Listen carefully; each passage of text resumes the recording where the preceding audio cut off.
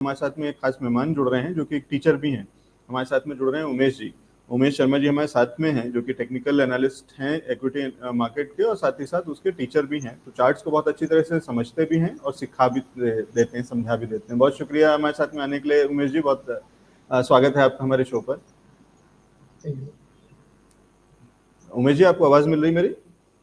जी बिल्कुल, आपकी आवाज मेरे को मिल रही है। आपको मेरी आवाज आ रही है? हाँ जी, हाँ जी, आ रही है।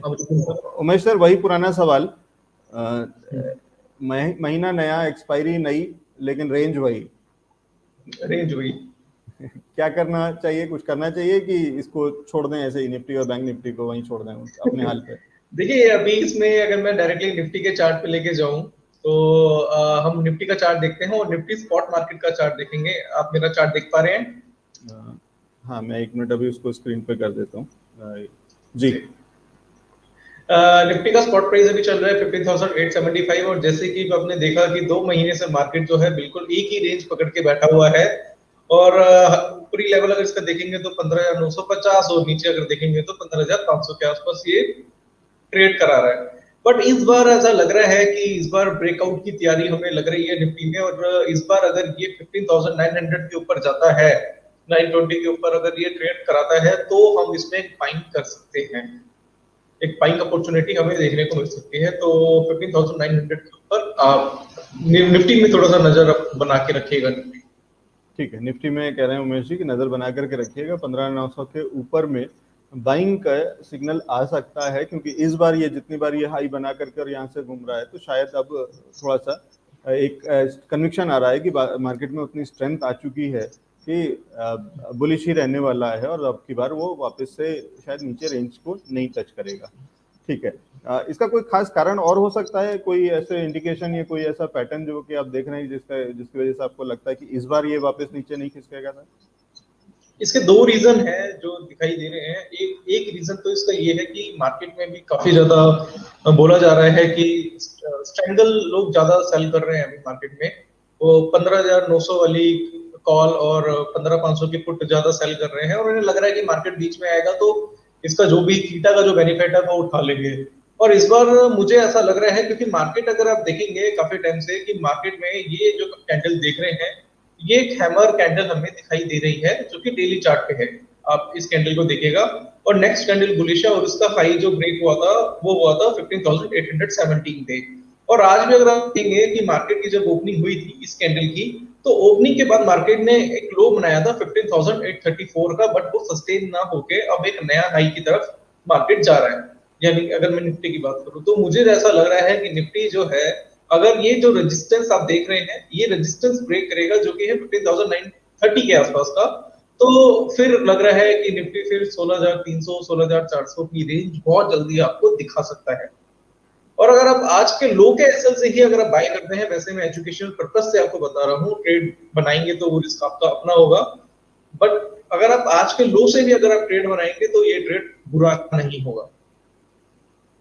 ठीक है, तो ये एनालिसिस है, चार्ट्स का एनालिसिस, और इसी को कहते हैं कि पढ़ाई की किस तरीके से मज़ा आता है जब आप चार्ट्स को पढ़ पाते हैं, सीख पाते हैं, उसको इंटरप्रेट कर पाते हैं कि कैंडल का मतलब समझ पाते हैं, उस कैंडल के शैडो को समझ पाते हैं, विक को देख पाते हैं, और उस विक के को इंटरप्रेट कर पाते हैं। वो दोनों साइड है और दोनों साइड उसमें दिखता है और वो सारी चीज़ें, लेकिन आपको वो पता चलता है कि कन्विक्शन कहाँ आ रहा है, कौन से दो पैटर्न्स बन रहे हैं, एक कैंडल के बाद में दूसरी कैंडल और दूसरी कैंडल के बाद में तीसरी कैंडल क्या बता रही है। ये वो चीज़ें हैं जो उमेश जी हमें सिखाने की कोशिश कर रहे हैं। निफ्टी में स्ट्रॉन्ग कन्विक्शन बन रहा है, चार्ट स्ट्रॉन्ग हो रहा है, और कहीं ना कहीं एक सिग्नल, भले ही वो कमज़ोर सिग्नल हो सकता है, मैं ये अपनी तरफ से जोड़ रहा हूँ कमज़ोर, क्योंकि बाकी बहुत सारी चीज़ें अभी हर बार, या हम हर बार इस लेवल के आसपास आकर के फिसलते हैं, तो इसलिए मेरी तरफ से कमज़ोर वाला वर्ड है। बाकी उमेश जी की तरफ से शायद स्ट्रॉन्ग ही है कि वो ये कह रहे हैं कि ये इसके ऊपर के लेवल तो 16,000 और उसके ऊपर के लेवल्स आराम से हमें देखने को मिल सकते हैं। ठीक है, तो सर ये तो बात हुई इंडेक्स की या निफ्टी की। क्या बैंक निफ्टी पे देखना चाहेंगे एक बार? बैंक निफ्टी का मैं चार्ट देखना चाहूंगा, और मैं स्पॉट मार्केट का चार्ट आपके सामने लगाना चाहूंगा, जो कि अभी रेट चल रहा है 34,812। और मैं स्टार्ट करूंगा अवरली चार्ट से, और अवरली चार्ट पे यहाँ पे इस जगह पे हमें एक डबल बॉटम पैटर्न हमें दिखाई दिया था, जहां से मार्केट में रिकवरी देखने को मिली थी। और अगर हम इसके बड़े टाइम फ्रेम पे जाते हैं और हम डेली का चार्ट पे अगर हम यहाँ पे देखना चाहे, तो इस जगह पे देखेंगे इसमें क्या है, एक इसका सपोर्ट है बैंक निफ्टी का, जो कि बनता है 33,940 के आसपास। रेजिस्टेंस जो बनेगा बैंक निफ्टी का वो बनता है 35,865 के आसपास। और हम यहाँ पे अगर देखेंगे तो बैंक निफ्टी भी पूरी तरीके से रेंज में है, बट बैंक निफ्टी में इतनी क्लैरिटी नहीं दिखाई दे रही। तो मुझे यही लग रहा है कि जब तक ये 35,200 ब्रेक नहीं करेगा तब तक इसमें एक बाइंग हम नहीं बना सकते, और मुझे लगता है कि इसी रेंज में ही मार्केट यहाँ पे ट्रेड कराएगा। बट अगर निफ्टी में अगर ब्रेकआउट हमें देखने को मिलेगा तो वहां पे मैं बैंक निफ्टी में ट्रेड लेना जरूर पसंद करूंगा।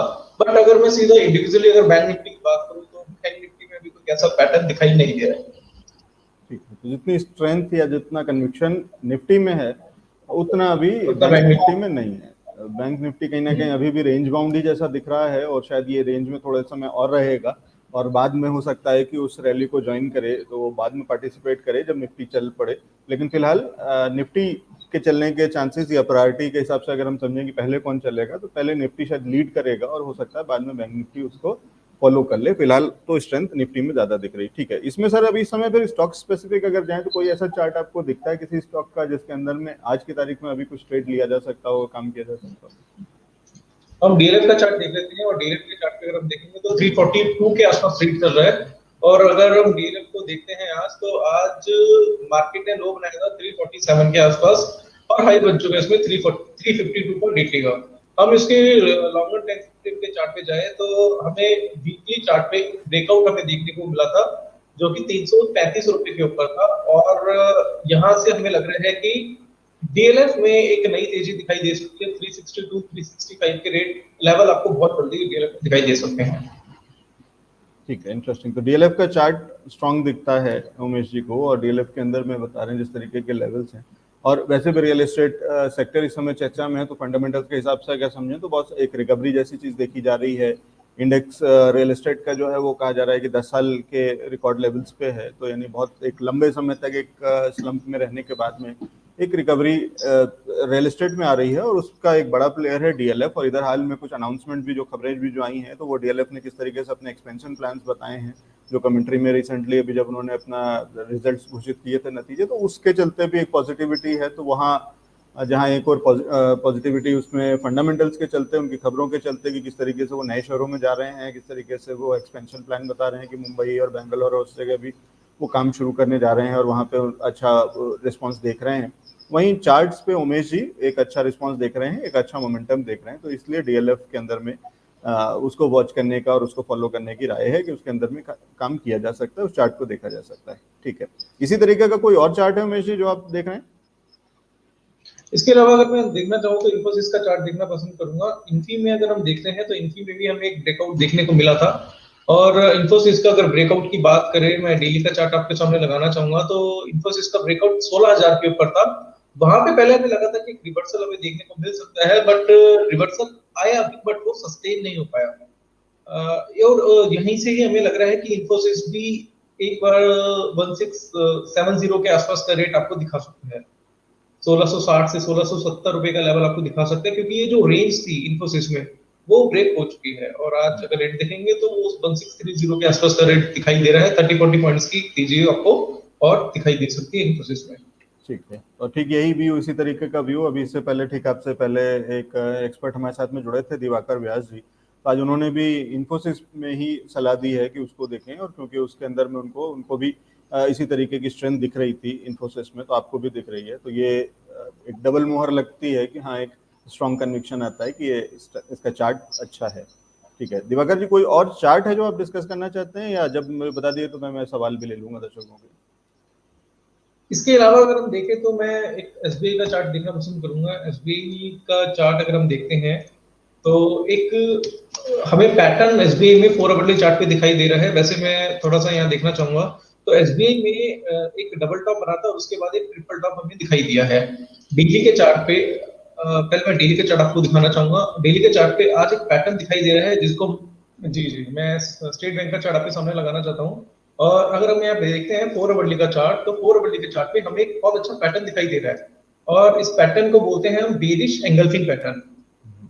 Bearish engulfing pattern. और अगर मैं इस एरिया को थोड़ा सा जूम करके आपको दिखाऊं तो मुझे ऐसा लग रहा है कि अगर इस बार एसबीआई 431 के नीचे ट्रेड कराता है, जो कि अभी रेट चल रहा है 434 का, तो हमें एक बड़ी बिकवाली हमें एसबीआई में दिखाई दे सकती है। दूसरा एक चीज और मैं कहना चाहूंगा कि इसमें एक पैटर्न भी बनाया है जिसको बोलते हैं ट्रिपल टॉप पैटर्न, साथ साथ इसमें नेगेटिव डाइवर्जेंस भी हमें दिखाई दे रहे हैं।